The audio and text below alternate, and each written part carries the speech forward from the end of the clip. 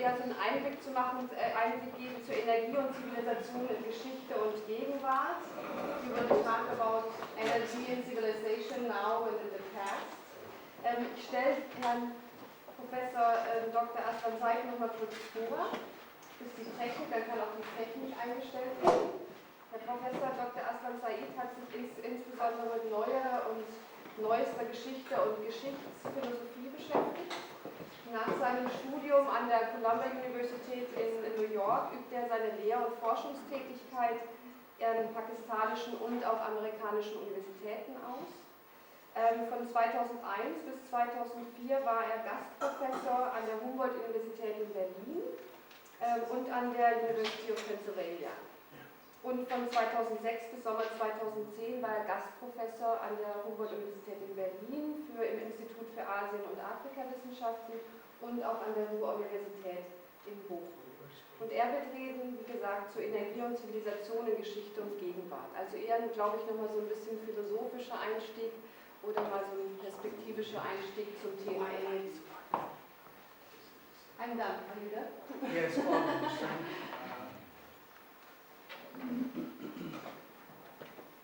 Is it working as a presentation or is it no, a PowerPoint version? No, But just wird in Englisch reden, jetzt ist die Frage, you will talk in English. yes. Ist es für Sie alle okay mit Englisch? Herr Bulbul kann kurz zusammenfassen nachher. Okay. Geht es in Englisch oder brauchen wir eine Konsekutiv zwischendrin? Okay, sonst fassen wir am Schluss zusammen. Ja? Okay. Thank you for coming to us. It's always a pleasure to have you here. So, Thank you for your kind words, and I would be failing in my duties if I don't thank the organizers of this conference, especially Mr. Kazi, Mr. Sheikh, and Mr. Bulbul, and all the friends. It's a pleasure to be here, and I'm very pleased to be here. Now, the topic that I'm going to talk about will not be on statistics, who is doing what, but slightly differently. Is possible to have civilization without energy? The picture that you see is the famous Prometheus stealing fire from Zeus. Now, Greek mythology have solved many problems for us, but they have also a legacy of complexities for us. Why was God angry at Prometheus when he stole the fire? Was it the act of stealing or the idea that fire should be taken to mankind? Fire is a metaphor for energy. And I couldn't find a better explanation on this than Goethe's immortal poetry on when he defends.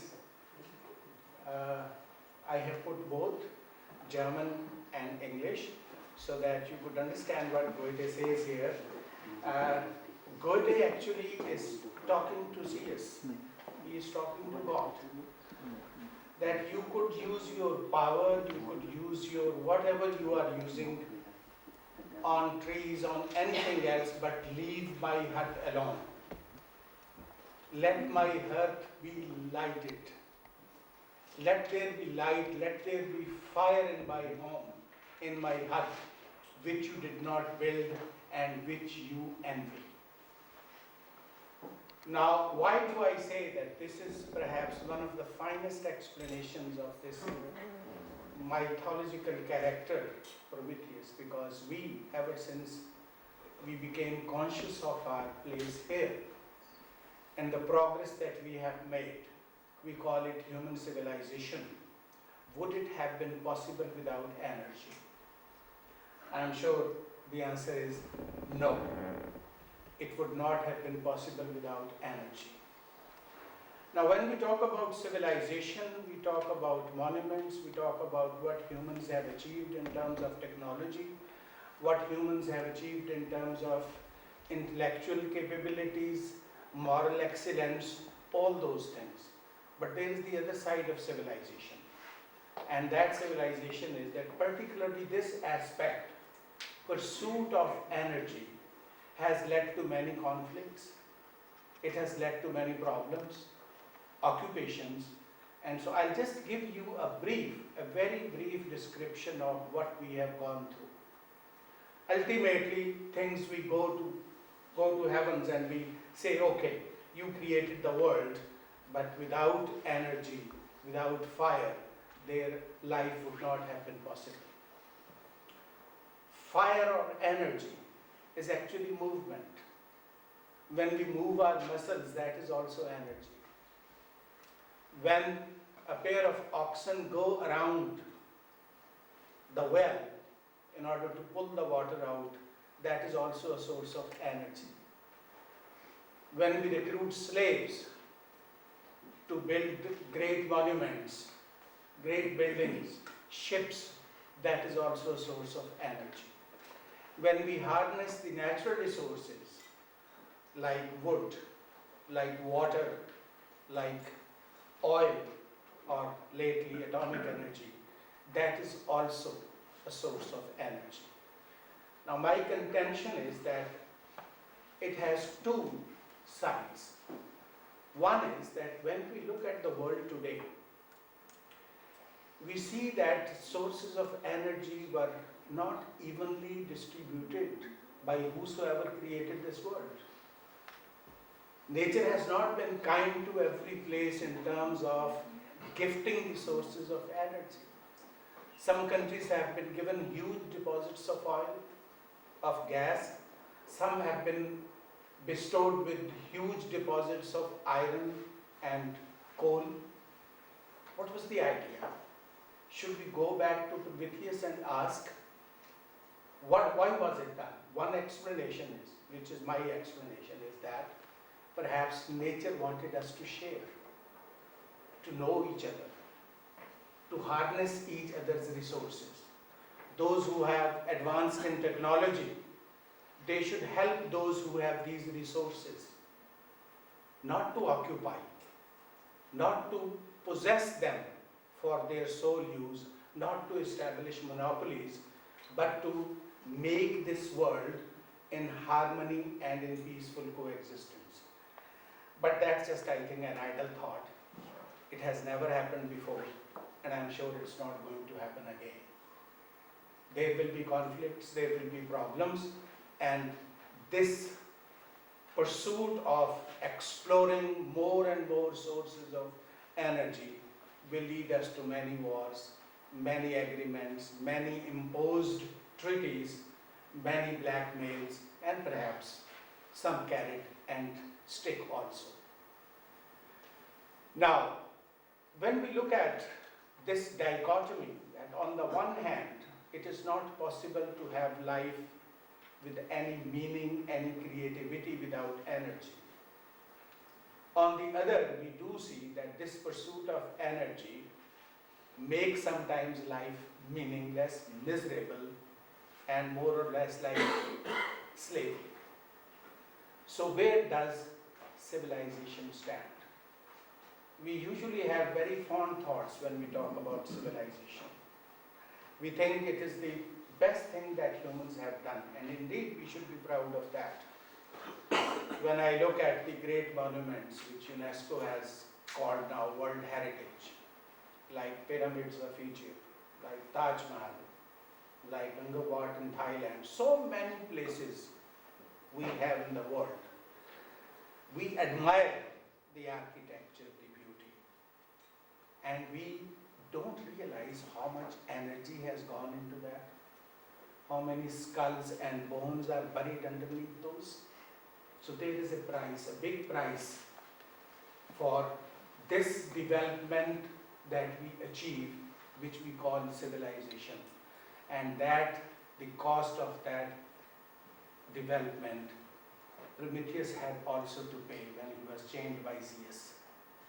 And it's amazing, most of the religions, almost all religions, we know life is not possible without fire, but if we don't behave here properly, we are thrown into hellfire. So fire is on both sides. It is the source of our existence, source of energy, and also the source of our extinction. Atomic energy, which we thought would light our houses, facilitate our medical problems and do so many wonderful things can also be the source of extinction and death for all mankind. So we have to look at these two. The problem is its equal distribution, harmonious aggregation of those things that we possess in different parts of the world. But as I told you as a historian, when people ask me that why people don't learn from history, I tell them history is not meant to be learned from. It is not repeated. That's also a false impression that history repeats itself. But each step that we take forward brings us new challenges, and whatever in store we have is not how people suffered when the next step was taken, but how successful that episode was. Even though it was for a time being, for a couple of years, for a few months, for one day, we jump to that conclusion rather than to those lacerating and bleeding bodies that we leave behind in the battlefield or anywhere else. So civilization and energy are partners, but don't forget the ugly aspect of human civilization. And that's where, unfortunately, unless some miracle happens, that's where we are heading to. Now, in terms of past, we started with animals, we started with human slaves, we started exploring different sources of energy, and the stronger got the weaker to do that work for that person. That gave birth to what we call a culture. If we trace back our dances, our rituals, our songs, even the way we live, what we eat, will lead us to these 2 points. One, how we pursue the sources of energy and how we utilize them. Who we recruited to produce energy for us and how we harness that energy for daily use or for building these higher wonderful monuments and great achievements that man has made. This phase led to conquest, led to separating able-bodied people from their families. There was an estimate that in taking one boulder up to the pyramids, how many human beings had to labor. And since we don't have any record, but we can imagine if that boulder will roll back, how many people will be killed for that. We don't realize that because it's not there. What we see is this great monument. Second aspect which emerged from this, the first contact of human beings in pursuit of energy, was this whole idea of utilizing it in a way that those who work for us, they don't have either access to that or they don't have enough energy left for themselves to achieve the same status that we have achieved. This is the other aspect of human civilization and human history. The next stage we come to is the stage of water, when we used water as a source of energy. Sometimes I used to be amazed at why all these great civilizations, these great cities, they are built on riversides or on the seashore sides. Very simple, source of energy. That actually gave the birth to what we call today human civilization, when people had these settlements, because this source, you don't have to go anywhere. It flew to you, it came to you, it flowed to you, and you utilized it for different purposes. Vertical windmills played such an important part in European culture that if we start looking at the art and the architecture and the way people build their homes, you will understand how humans integrated these quests for pursuit of energy to their culture and how that culture later on developed into part of human civilization. It doesn't mean, now when I am talking about different phases of different sources of energy, doesn't mean that we gave up the earlier ones. No, These are discoveries. While we still utilized water, didn't mean we stopped using slaves. We did that. And maybe to bring water to the place where we wanted, we used those slaves for that purpose. Water had such an important role to play in our lives that it still haunts us. It still not only bothers us when we don't get enough water or when we get too much water, which in shape of floods and other catastrophes, that we realize that this source of energy could be source of creativity, it could be source of fidelity also. After the age of water, we entered into a different age, which actually started from water, and that was the steam age. Steam age started the late 18th century and continues up to the beginning of the 20th century. In some cases continues even today. This age actually lessened the burden on use of humans for this purpose, except in industries, except those people who work for their living in big industrial enterprises.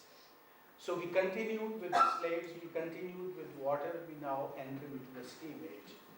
Steam age brings back this whole idea of putting water and fire together in a way that it produces energy. Now, one thing we must realize that this will lead to another. While we are looking at slaves, we have to go around and see who we can bring back, like Romans did, like Greeks did before them, like Arabs did and the Americans did and the British, everybody used these slaves. Now, this stage where we use water, we didn't have to go anywhere. We utilized. So now we are slightly stable in terms of civilization. We utilize those resources which are already available on the land on which we live. That gave some stability, and that's why cities developed. Those people who used to go around in search of food or to graze their animals, now they stayed, and that was the first idea of urban life that developed, essentially because of the very important source of energy that was available and